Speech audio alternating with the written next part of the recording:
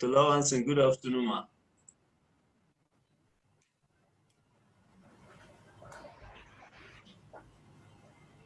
Okay. We have Dr. Awe also. Good afternoon, sir.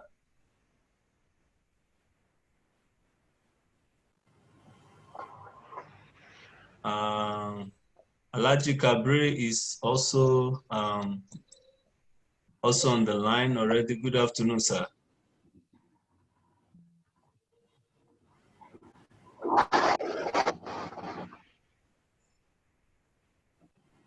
Good afternoon. Yeah, good afternoon, Mayo. Okay, sir. Dr. Awe, good afternoon, sir.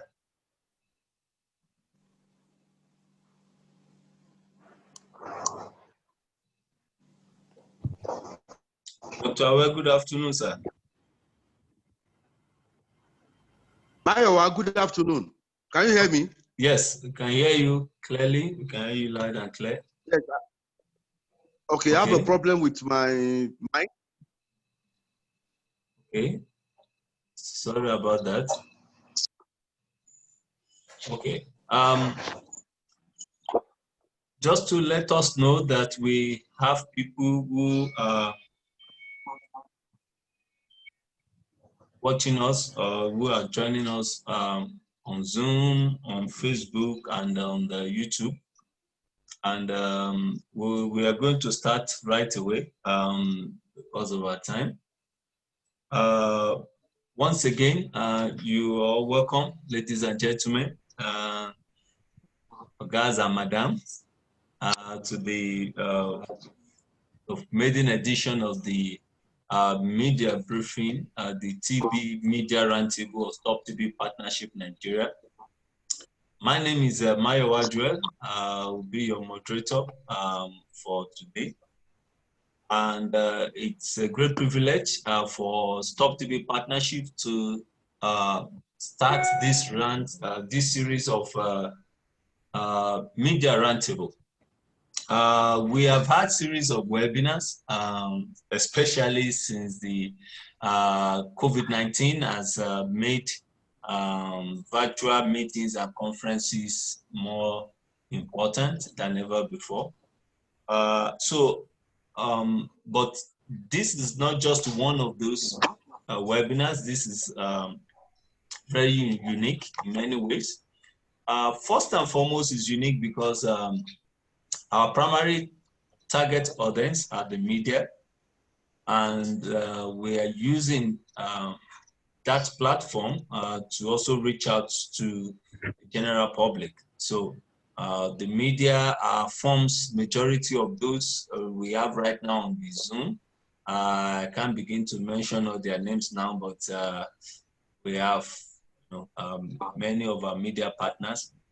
And not only that, the uniqueness of this webinar is that the media also will be using it to report.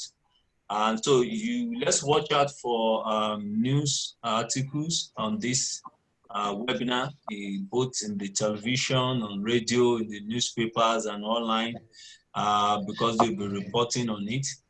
And by so doing, it keeps the general public also aware or abreast of discussion, and they can also contribute to it in one way or the other through our online platform.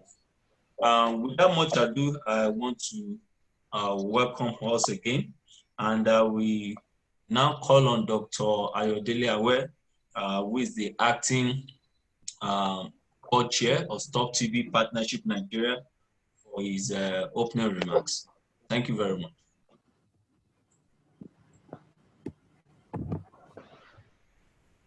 Thank you once again, the panelists, also our special discussants on this very, very important topic, which we think it's important that we start to discuss about it. What is the impact of this COVID on our TB control program?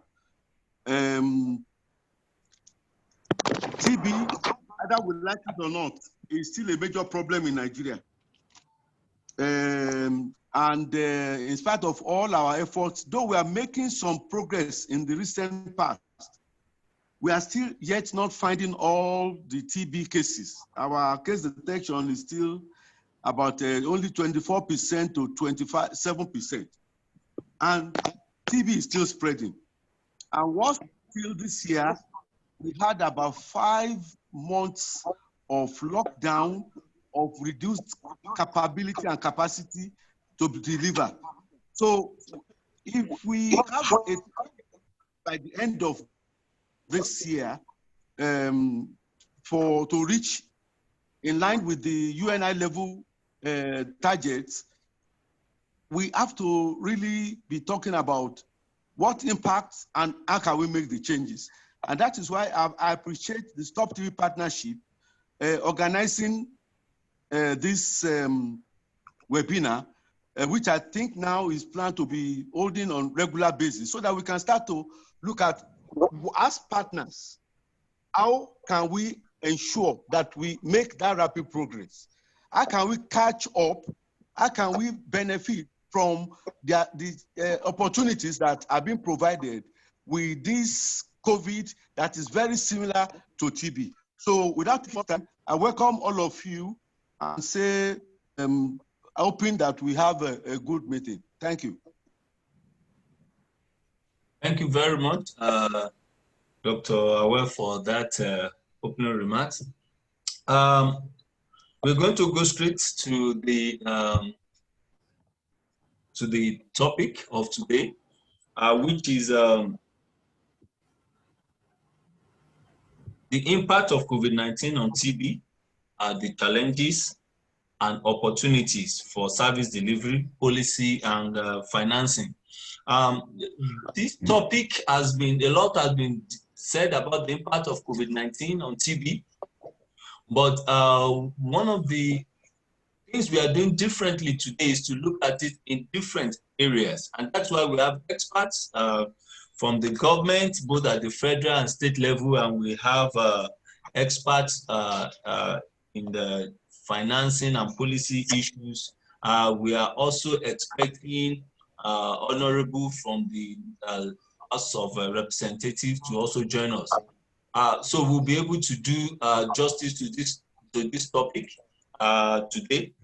So our speakers each have 10 minutes to speak, and then we'll have also able panelists from different organizations that will also be responding and also sharing their own experiences also for 5 minutes before we open it up for general questions. We will also be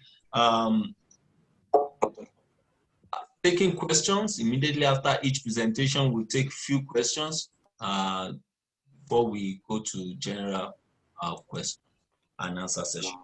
Without much ado, I would like to invite the first speaker. She's somebody that has made a lot of difference in the TB program area.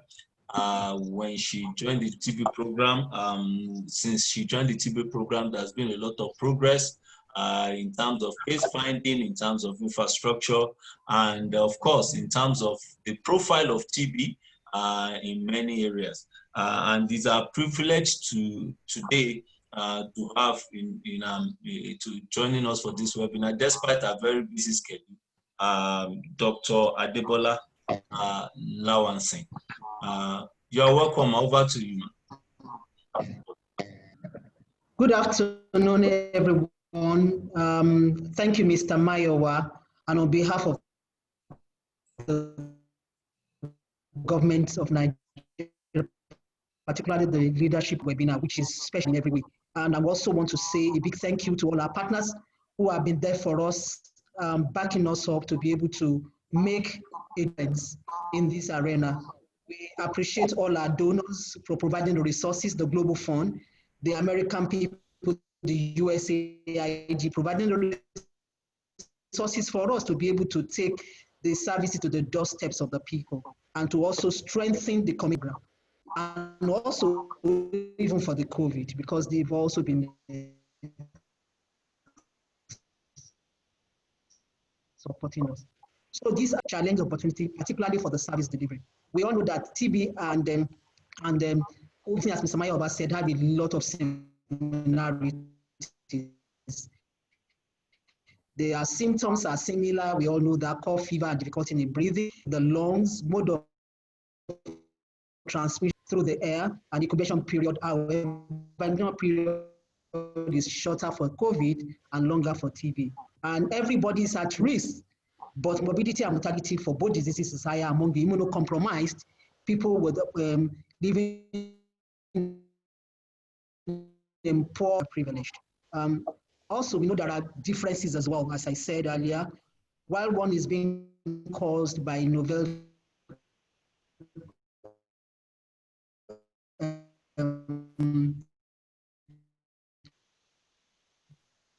coronavirus, SARS-CoV-2, quick and appear very, very, very quick, and disappear in about 7 days in some cases. But in some cases, it actually leads to death. Whereas in CE appear gradually over the course of several weeks and persist if not treated. They are both affect the upper respiratory tract. They have for COVID nasal congestion, runny nose, but that is absent in TB.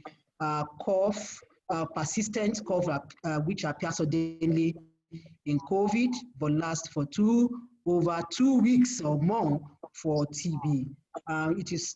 The cough is really mostly dry for COVID, but in TB, it is sputum. Maybe sputum are produced, and also it may be stained with blood.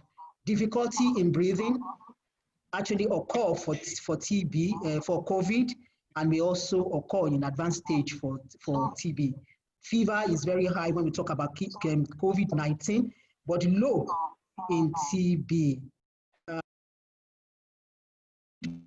TB, weight loss, none, except there is underlying sicknesses for COVID-19, but we see weight loss in TB. Diarrhea may occur with COVID-19, but is absent in TB. What are the response? Since by the first, on the 27th of February this year, Nigeria recorded the first case, and ever since the country has swung into action, even at the highest level of the government. We have the PTF providing the leadership and then support control on how to control COVID-19. It was a multidisciplinary, multi-sectoral platform. And on the part of the healthcare, we had we set up facilities, the PCR laboratories, 29 in all, in many states to be able to provide the services. Just last week or 2 weeks thereabout, we have additional about testing, 20,000 of it coming into the country with support from Global Fund. Global Fund provided us with support. And we also have earmarked gene expert states that in the call. It's been said even by the TTF that as at now, testing is not going so much for COVID. We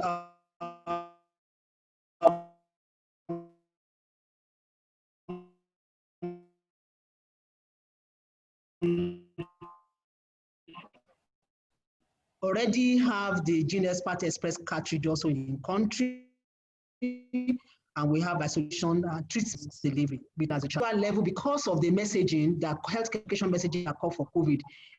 At the beginning, we were said, stay at home if you have all of these signs that I talked about. And this message is a paradox to the messaging for TB, because for TB, we will tell the patient, go to the hospital when you see fever of 2 weeks or more to access free health care.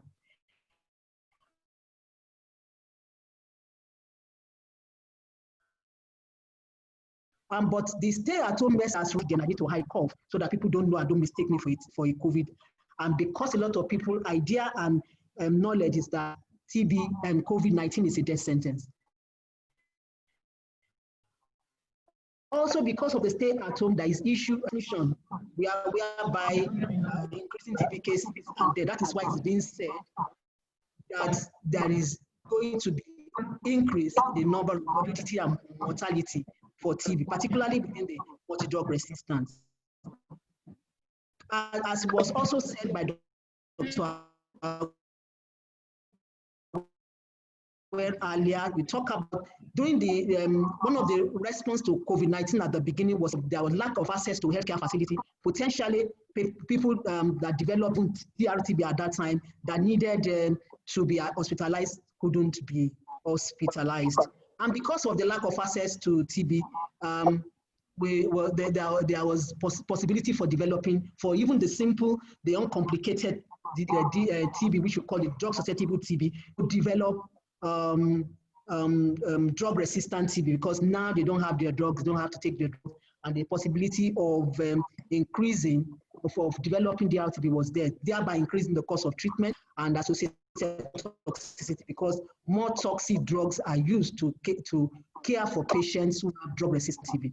However, with the list of lockdown, particularly in some places like Lagos, and because of the government regulations to say in the public transport don't carry many people as they used to do pre-COVID era, our cost of transportation increased, and this posed financial hardship for such patients, or even the TB patient who may want to go and assess now that the ease of lockdown is being enforced. Then there is loss of means of livelihood, because during that COVID, a lot of people that are into private organizations, working for private organizations, who may be having TB were also affected. They lost their job, their economic status, and that also negates good treatment outcome, because number one, they can't have good nutrition to support even their treatment, and thereby having a poor treatment outcome. Then, as I also said, the impact of COVID-19 on TB services was also at the healthcare facility level. We have hospital patronage. The presumptive TB cases could not come to the facilities, and those with DRTB cases that require admission could not have access to appropriate care. The drug direct observed also was affected, because then we couldn't ascertain the quality of to ascertain whether patients are taking their drugs religiously, which will also negate the development of drug-resistant TB. On the part of the programming for TB, we couldn't do supervision, monitoring could not be done. Drug logistics and sample movement were really hampered during this program. And the OPD, that is outpatient department attendance, at the healthcare facility level reduced drastically. A lot of people were running away because of stigma. They don't want to be mistaken, who may have TB, they don't want to be mistaken to have COVID. So many of them ran away, and thereby reducing the screening and already reducing the number of TB cases, because already our greatest challenge in TB is low TB case finding. Then also the healthcare facility workers were overstretched also due to deployment of some of the healthcare workers to cover COVID-19 isolation center. Some of them were TB or workers who provide services for the patients. And also the healthcare workers also, on their side, they were reluctant to attend to presumptive TB cases, even when because of lack of adequate PPEs in apprehension of being affected and infected with TB. At the community level, COVID-19 also impacted on delivery. We couldn't have community-based organizations couldn't go around to be able to do their TB case finding activities, and because of the messaging that affecting mass gathering of people. Even though we said that COVID-19 actually impacted on TB negatively, it also had some positive impact, because we were able to reach out to some of donors, particularly the US side, and BA, that is Breakthrough Action.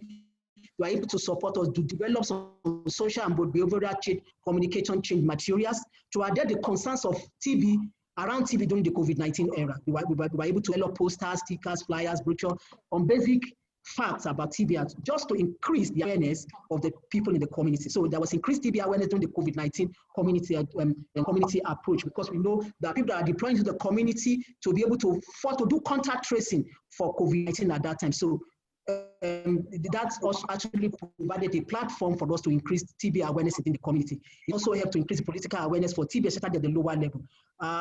And also to improve the infection prevention control practices in the healthcare facilities, because because of the support that we had to utilize our gene expert machines to support COVID-19 testing. We were able to have additional biosafety cabinets provided even with the support of Global Fund. More personal protective equipment came in, all because these are the measures, mitigating measures that are placed by some of the donors and even the country itself to mitigate the effect of COVID and with that, TB was able to also leverage on that. And the renovation of some of the key laboratories also happened. We're able to have expansion of INESPAT network and thereby increasing TB testing capacity.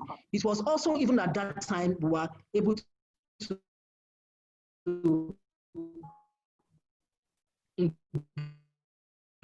again, see some places where sputum samples, where they were collecting samples, in particular on the long term.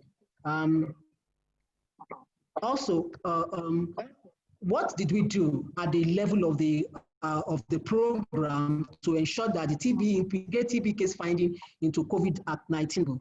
At the beginning of the lockdown, what we did was to ensure that we develop an SOP to facilitate house-to-house outreaches and to at the national level, and we distribute that to the state. We were able to put drugs that from the center to go into the zonal office, to go into zonal warehouse, as well as also to the states. We gave more than usual. We normally give our routine drugs. We gave the quantity of medicines that we gave, so as to ensure that during the lockdown, people will still have access to the drugs. We facilitate the conduct of TB integrated COVID-19 triage at the healthcare facility because we actually integrated TB case finding into the algorithm for finding the COVID-19 cases, and then link it with the COVID-19 isolation center, education of presumptives at the point of entry and during monitoring.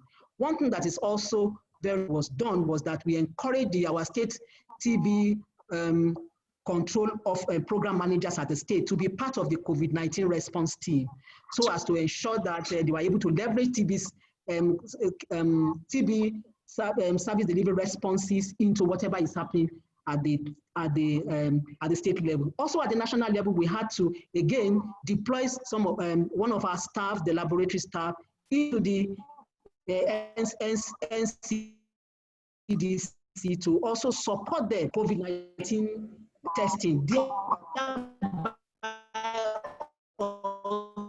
Also making sure that so in the nutshell, the ways that we're able to, even though we know that COVID-19 impacted negatively on TB, which on the long run will lead to us, TB and COVID-19 response platform also provided some form of opportunity for us to be able to increase our TB case finding and also to ensure that we provide additional services for our TB cases. So on this note, I want to say thank you for listening. Thank you.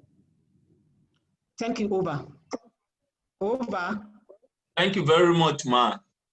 That's very insightful and impressive work from the National TB and Leprosy Control Program. We really appreciate your leadership, especially at a very challenging time for TB program. You, under your leadership, the National TB and Leprosy Control Program stood the test time, and it's good to know that despite all odds, services for TB is still ongoing. So thank you very much, Madam. Is there anyone who has a question, quick question for Dr. Lawansin? I can see one hand up, Gloria Essen. Your hand has been up for a while, so I hope you have a question for Dr. Lawansin. Over to you, Gloria Essen. You can unmute yourself, please. Please kindly, hello, Gloria. Can you hear me? Yes, we can hear you, but kindly introduce yourself and go straight to your question. Thank you very much. From Voice of Nigeria.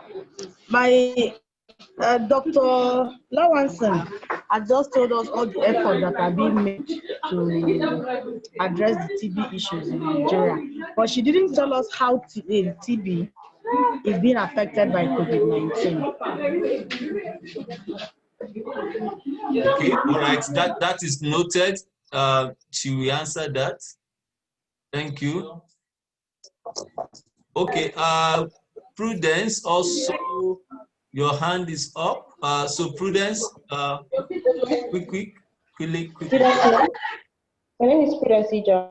I would like to find out, having established the challenges we faced during the COVID era, what new thing introduced in combating TB Nigeria? What's new? Hello, hello? Can you hear me? Can you hear me? Yes, can you take that question again, please? Okay. Dr. Lawson took us through what happened, the impact of COVID on TB so far, and then the response that has actually been implemented. I would like to know what is new. What are they bringing on board to ensure that with this new normal, we can have an improved fight against TB in Nigeria? Okay, all right, thank you. I think she got that question. Then Joseph Kadiri, over to you, please.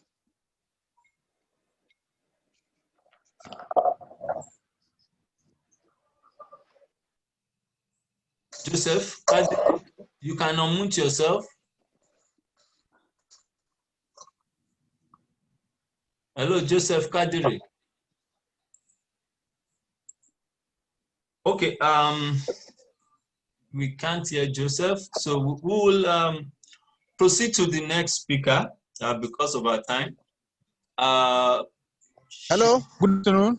Oh, okay, good. Joseph, good to have you. Good afternoon. Good afternoon, Mr. Mayowa. I must commend your efforts in ensuring that we get briefs on the partnership can you please doing.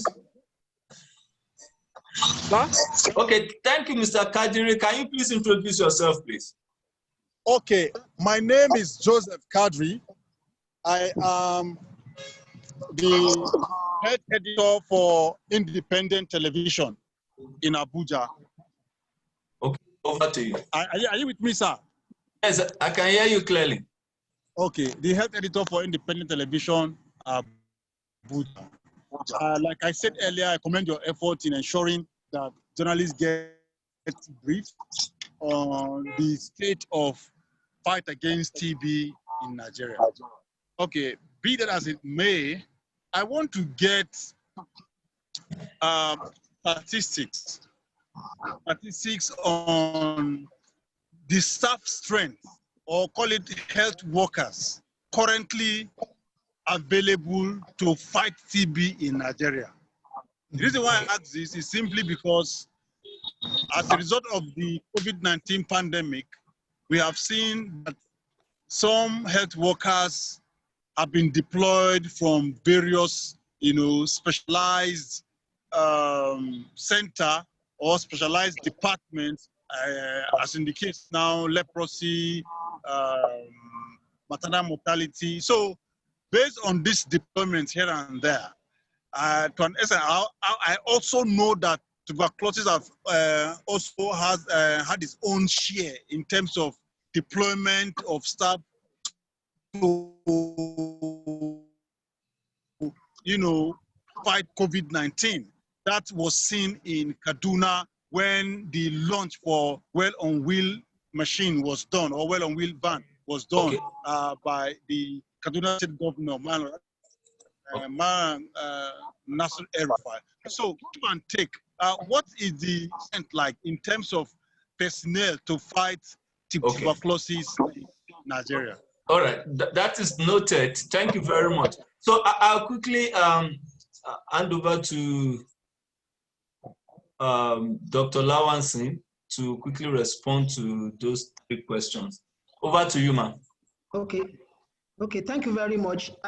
The first person to be affected by COVID-19, I think I actually mentioned all of the things that happened, talking about it affecting patients, the patient themselves at the healthcare facility level as well as the community. And on the long run, what we are seeing is that it's impacting negatively on the number of cases that are being identified, as far as TB is concerned, and again, further deepening and lowering our TB case finding. That is one. Number two, because of the fact that during that lockdown, a lot of people were together in their home, particularly those in an unsanitary environment who had to bond with a lot of their family members.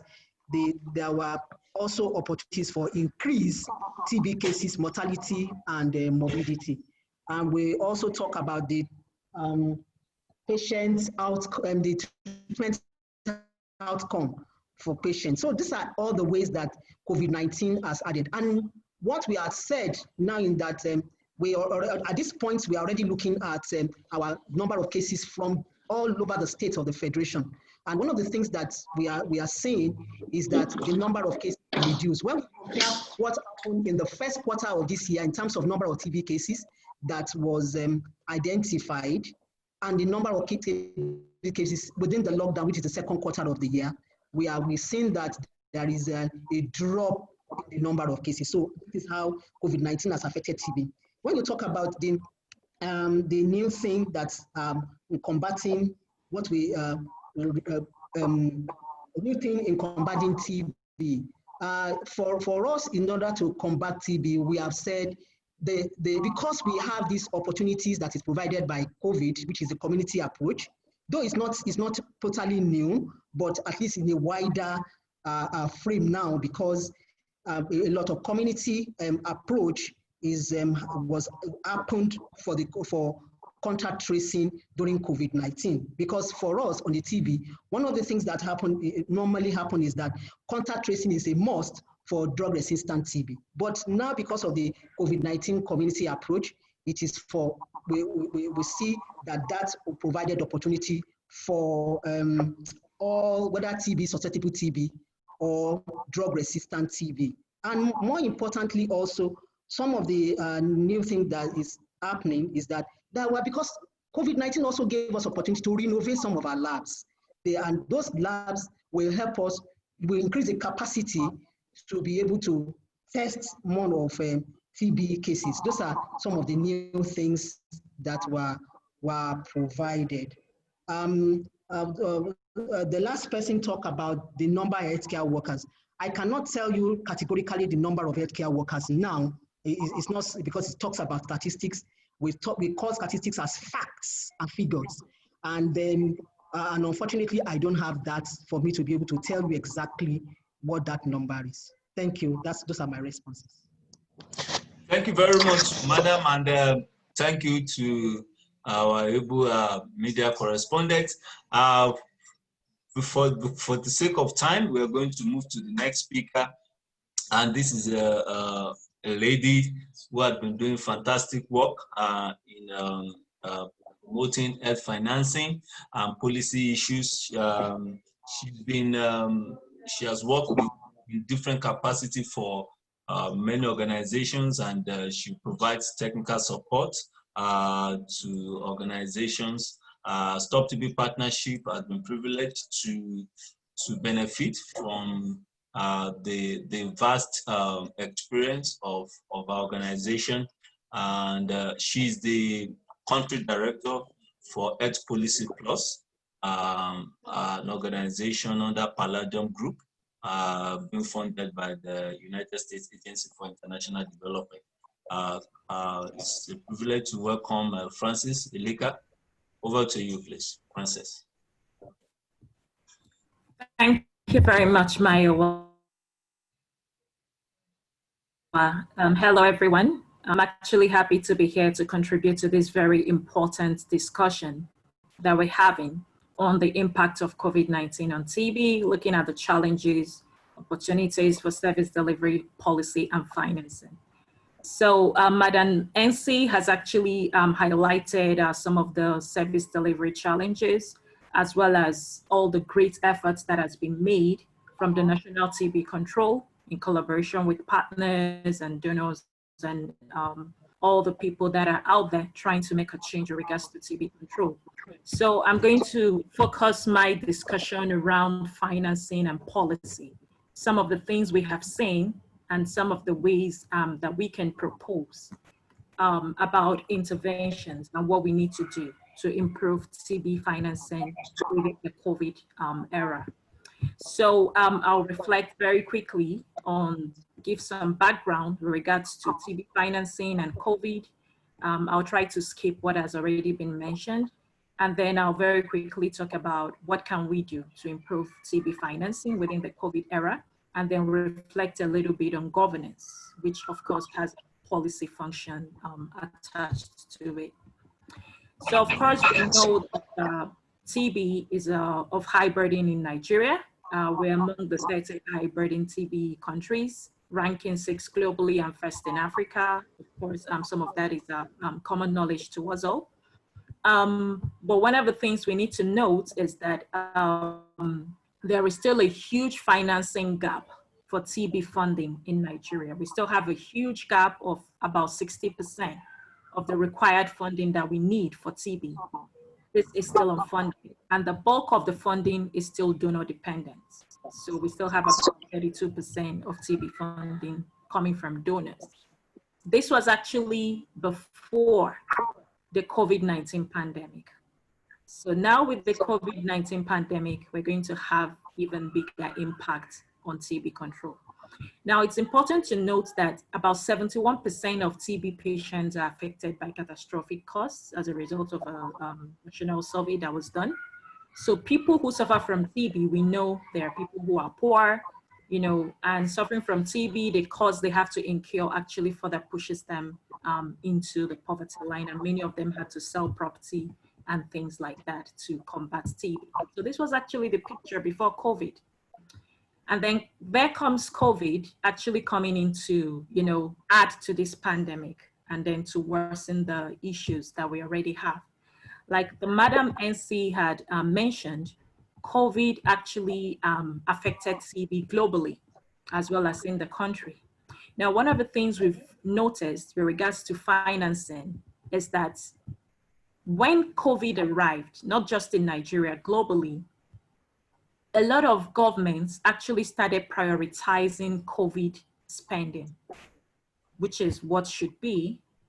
But the little problem there is that as a result of prioritizing COVID spending, a lot of other disease areas, including TB, HIV, malaria, began to suffer.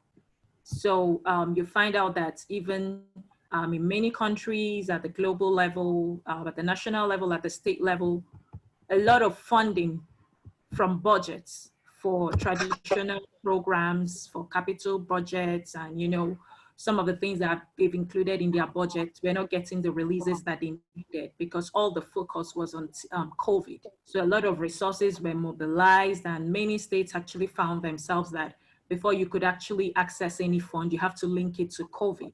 Of course, this is likely going to have an impact on control of other disease areas, including TB. Of course, Madam had already spoken about the impact on household transmission. So now because people are staying at home and not going out anymore, it increases the chances of spreading TB, especially in some areas and areas that are overcrowded. And then of course, there was also an impact on TB treatment and diagnostic services. So for instance, Madam had mentioned how we had to turn this into an opportunity.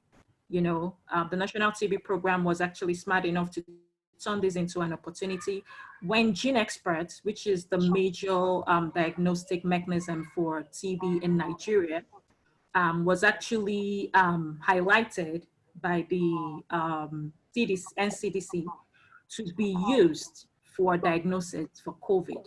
Now, the risk there was that this could have caused a diversion of the TB, of the Gene Expert machines that weren't even enough in the first instance towards COVID-19, and then TB will suffer.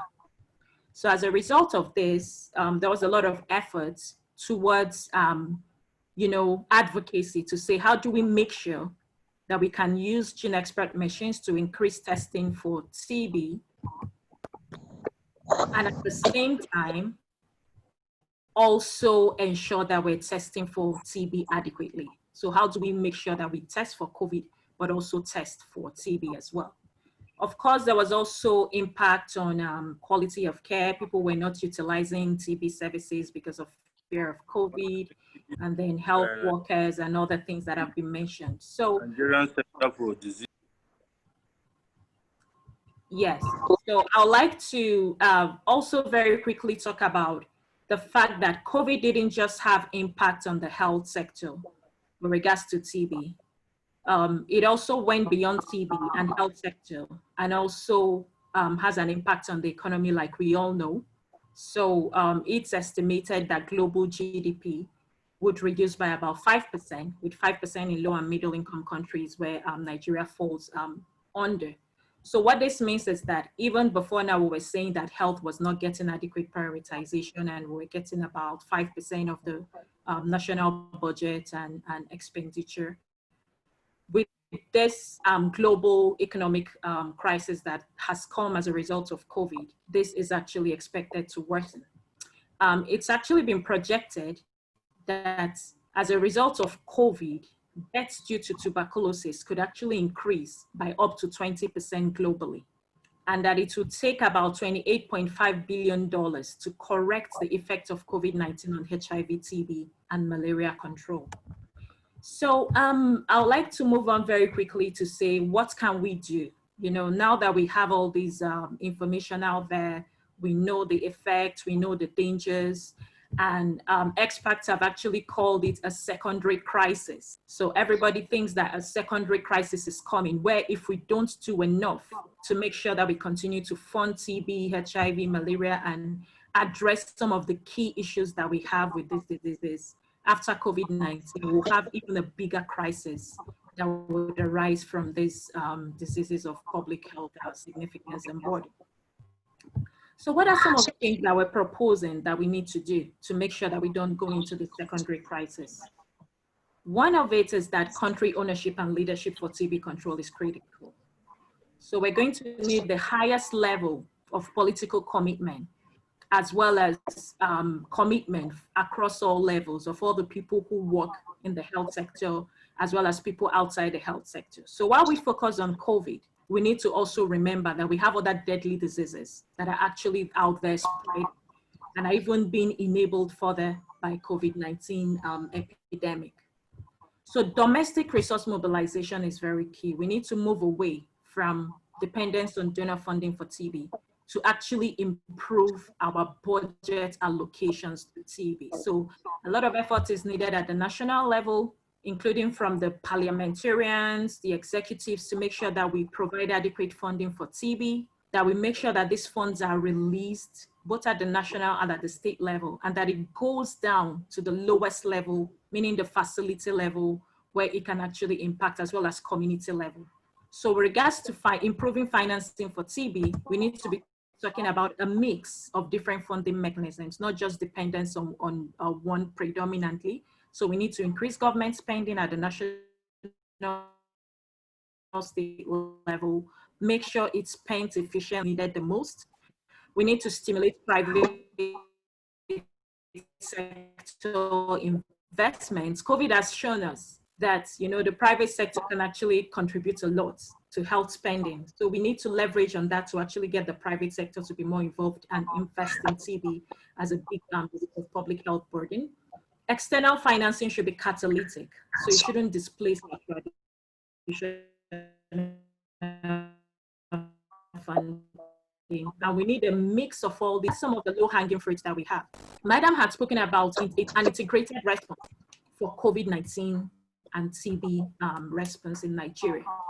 So a lot of it is already happening, but we need to make sure that this is wide scale, and we need to make sure that this is happening in every state, in every community. So we need policies that would actually talk about how we can integrate TB and COVID-19 response. So as they are out there looking for the COVID-19 cases, we need to also be looking for the TB cases. Now, one of the things that have come up is the use of gene expert machines for COVID-19 diagnosis and treatment. Madam had spoken about how some states have used this opportunity to build up laboratories, you know, up to standard, using them to test for COVID-19 cases. Now, I have to mention that this is perhaps one of the biggest ways that we can make sure that all the money that has been mobilized for COVID-19 has a health system strengthening impact. By strengthening the laboratories, making sure that we have good, well-equipped molecular laboratories, buying more gene expert machines. Because remember, I mentioned that even before now, the available gene expert machines were not enough to test for TB. So now that we have some of them testing for COVID, what impact will that have on TB testing if we don't buy additional gene expert machines? So we need the CSOs, media, legislators, we need everybody to take out that message there that governors, you know, at the state level, at the national level, we need to use this COVID-19 response opportunity to purchase more gene expert machines, which would actually increase COVID-19 testing. And then even beyond COVID-19, will have a wider impact on TB control in the long run, which is a very efficient mechanism of spending the COVID-19 funding that has been mobilized. Some states have started doing this, but we need to take that information to other states. We can use forum like Nigerian Governors Forum and other mechanisms that CSOs and media use to actually get policymakers to act on this. Now, another thing that we need to do, I mentioned this earlier, is that we need to prioritize TB in government budgets. So make sure that we have adequate funds appropriated, released, and efficiently used, making sure it gets down to the level where it's needed the most. This would include having enabling public financial management processes for drawing down these funds.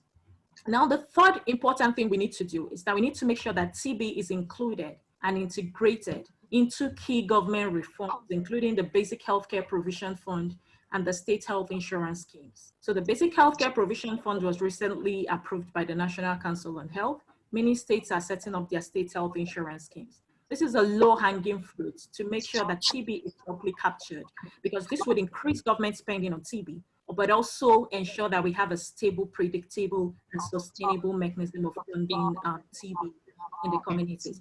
Now, COVID has also taught us something with regards to expanding UHC reforms. Many of the countries that have UHC systems in place through a national health scheme have actually fared better with regards to COVID-19 response, because they were able to channel their COVID-19 funding through their national health insurance schemes. And this will actually have a wider health system impact rather than just for COVID, which at the end of the day, you know, the health system impact may not be as much. So this is perhaps a call for us to make sure that we advance the implementation of the BHCPF, state health insurance schemes that will make sure we have universal access to care, but also ensure that key health problems like TB are included, and HIV, of course, malaria are included in these interventions. Of course, we also need to enhance private sector for TB, and I have mentioned this earlier. So sometime in June, we actually did like some consultation working with the National TB and some other partners to say, you know, what is the evidence that we have there? How do we bring the policymakers and people that are needed to make sure that they increase spending on gene expert machines, making sure there are good labs as a result of COVID-19 funding. And we actually provided this evidence, which has been shared, and many people are using it to stimulate their governors and policymakers, task force committees to actually invest in gene expert machines. It was actually found that the gene expert machines are actually not very expensive. For instance, one has an average cost of about $20,000, which is about 8 million naira. So if states are able to purchase this,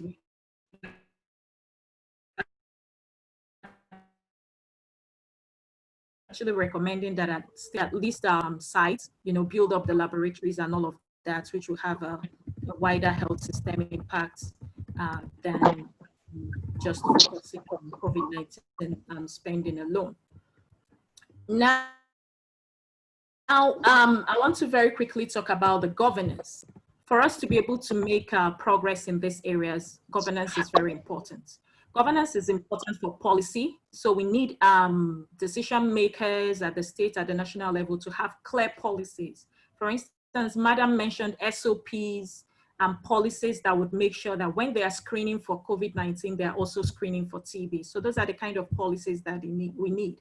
We also need to get into this policy and into this spending, the fact that they need to also spend on, you know, purchase of gene expert machines, building up the gene expert sites and molecular laboratory sites and all of that to make sure we have a wider health system impact even beyond COVID-19. So those policies are very important, that they need to be developed, they need to be shared, available and used at all levels and in every state. Evidence gathering is also very important. So we need data for decision making, you know, evidence-based advocacy to actually show policymakers what is happening. You know, let them know that more people are getting TB, people are dying and all of that, and they need to act immediately. Oversight and accountability is also another very important function of governance that we need. The legislative network for universal health coverage, CSOs, medias, we need to go out there and engage policymakers to take more action in addition to the one that they're already doing. Intersectoral and multi-sectoral collaboration is also very important. We need everybody on board, civil society and ministries of health, finance. Everybody has a role to play to make sure that we don't go into the secondary crisis that we're all afraid of. And then of course, citizens' voice and accountability, community feedback. Many people have said that at the community level, people don't access TB care because they are scared. You know, they're scared of being labeled as COVID patients and all of that. So there's a lot of work that needs to be done in that regard as well. Now, what are the key takeaways? For us to make sure, you know, that as a result of the COVID-19 pandemic, we don't run into another crisis in the near future. We need to ensure that we increase government spending on TB. We need to make sure that TB is still prioritized, that spending on COVID-19 does not divert or displace funding of key government interventions like TB. We must do our best to avoid the secondary crisis, make sure that COVID spending follows a health systems approach, strengthening approach. And we must leverage on the existing opportunities, including the basic healthcare provision fund, state health insurance schemes, engage these policymakers and make sure that TB is given its proper place in these health reforms.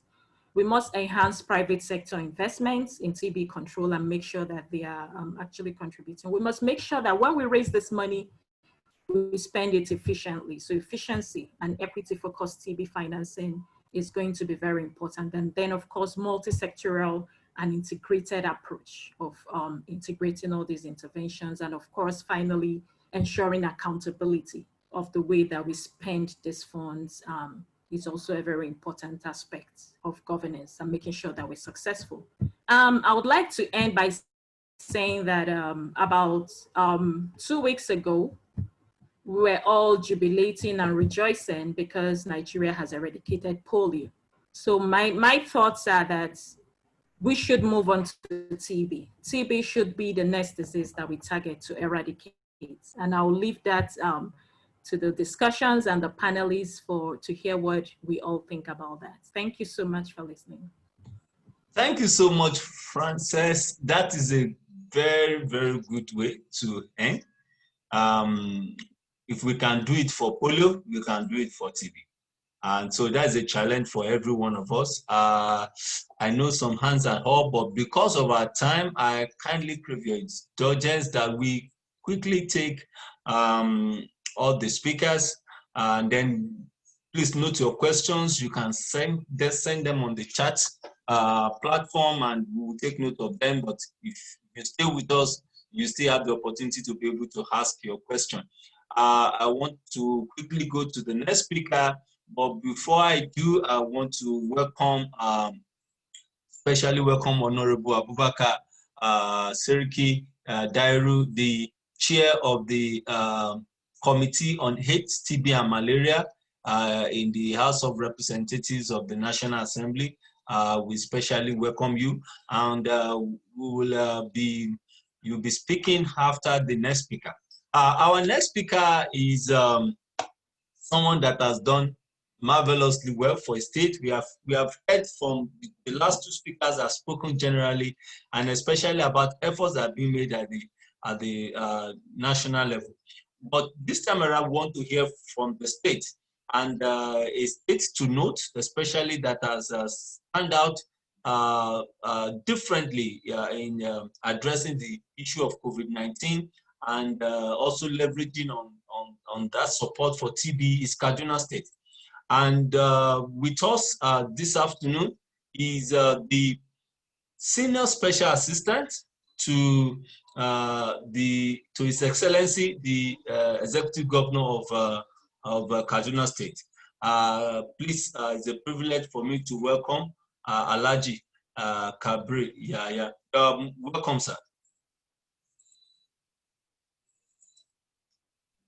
Yeah, thank you very much, Maiwa.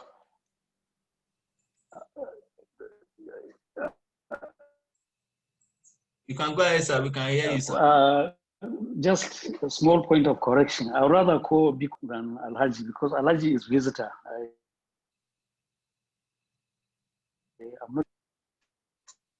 I'm a Nigerian citizen. Thank you very much for this wonderful effort. I think it has come, and I must, I've been traveling the past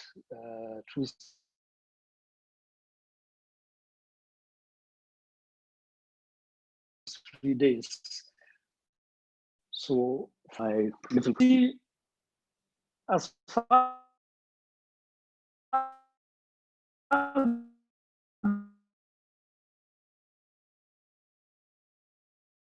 back as late November,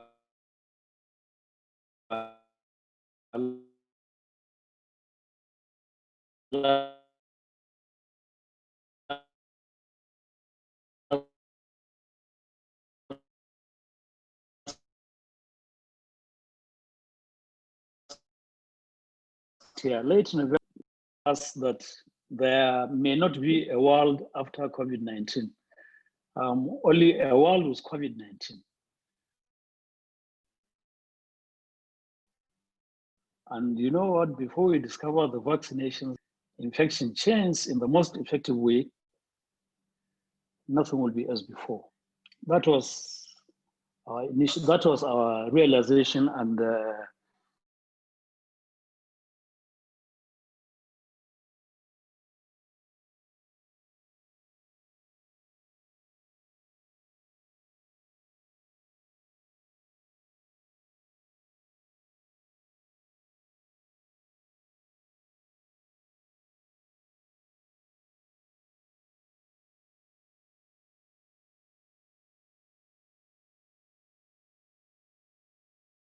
testing, random testing. And in that regard, we were comforted by the existence of 12 gene expert machines in the state. Having realized that there are 407 gene expert machines distributed nationwide, with states having between 5, because I think the least number of gene expert placements in Abia, Yobe, and Kebbi, they have 5 each. And I think the highest number of placements in states like Benue that has 27, FCT that has 22, and Kano that has 21. So there is testing capacity at least in each of the 90 senatorial or 109 senatorial zones in the country. That is one. 2, we were consoled temporarily, as it has now turned out, by the fact that the manufacturers of gene experts, Cepheid, have developed and gotten FDA approval for the SARS-CoV-2 Express cartridge for testing for COVID-19 testing. So we started scouting for sources of the gene expert COVID-19 test kits. And the local responses we got were very discouraging. I think the least offer we had was $45.60 per test. We had another offer of $50 per test, and so on.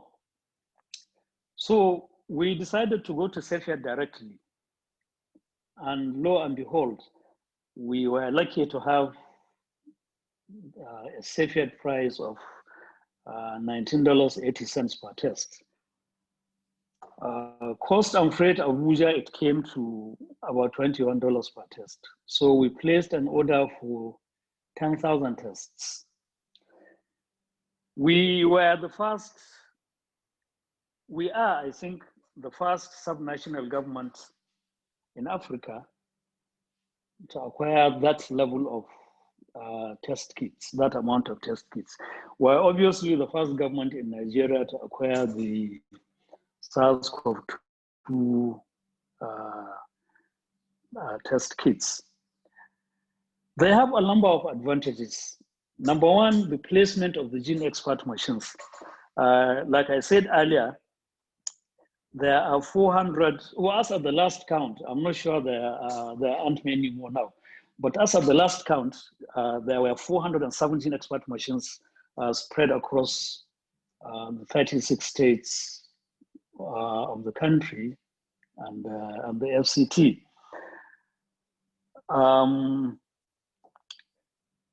We also appreciated the fact that KNCV, Cepheid through KNCV, have trained a number of healthcare personnel, laboratory personnel, in the gene expert testing platform. So the learning curve, we appreciated, will not be as steep as acquiring another PCR platform. Unlike my younger sister, Frances, said, the gene expert machine is the cheaper of virtually all PCR platforms because you're looking at $17,000 FOB for the desktop version and $17,500 FOB for the laptop version. So they really came in very handy. And then another manna from heaven came to us when, out of the blue, Dr. Odume and his team, Dr. Odume, Stella, sorry, I am old. I don't seem to remember names.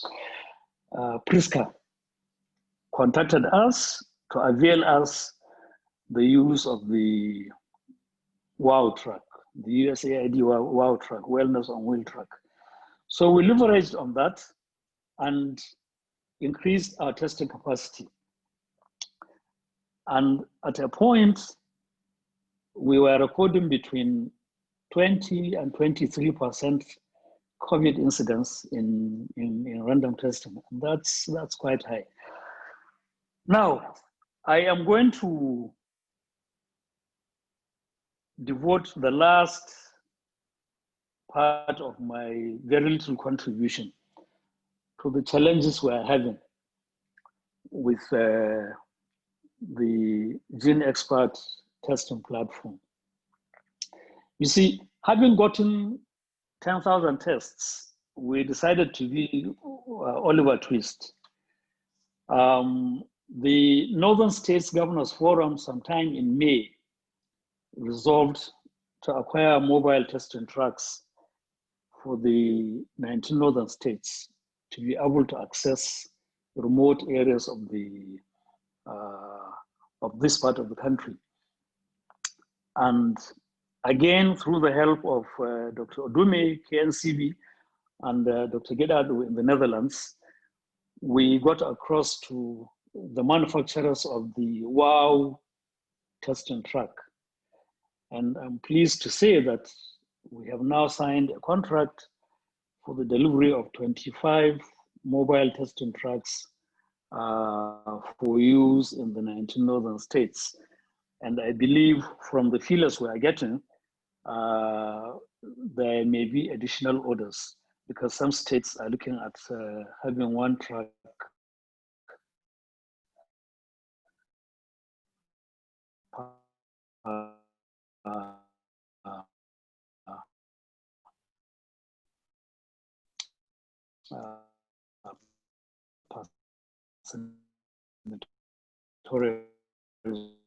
zone.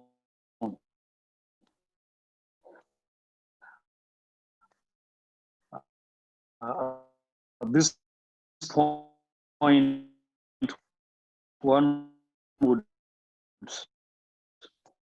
also use this opportunity to encourage other states